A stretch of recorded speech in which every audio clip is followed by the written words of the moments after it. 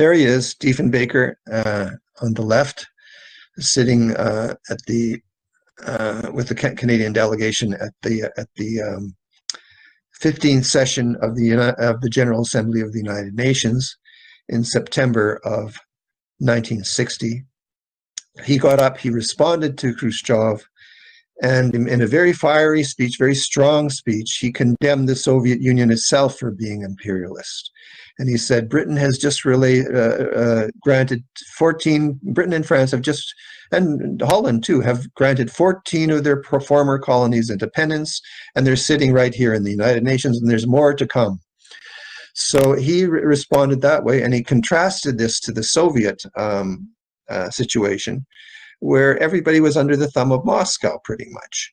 And he said that, why don't you have free elections like we have here? If you had a free election, then people would vote for independence and they'd throw away communism. And he made specific reference to, quote, the freedom-loving Ukrainians. Okay. Now, Khrushchev seems to have had an inkling of what Diefenbaker was going to say, and he boycotted his speech, as did Gromyko, the foreign minister.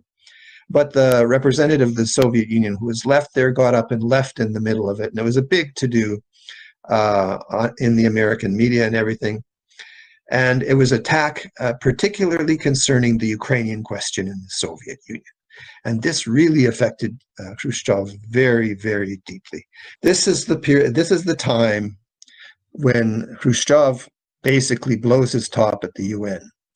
And he interrupted Macmillan when he spoke a few days later. He interrupted Dag Hammarskjöld as well, accused the West of all kinds of things, and said that all the colonial peoples will rise up, only we stand with the colonial peoples, and that sort of thing. And he condemned imperialism and colonialism of the West. And he attacked, and at this time he actually didn't stand alone, but he invited his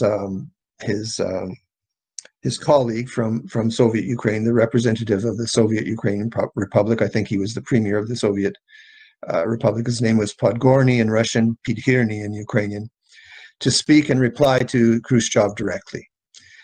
But anyhow, Khrushchev did this, and then about a week or two later, a Philippine delegate repeated Diefenbaker's remarks about the freedom-loving peoples of Eastern Europe, and Khrushchev just went crazy and took off his shoe and banged it on his desk. Iconic moment in the history of the Cold War, and it all had to do with the Ukrainian question.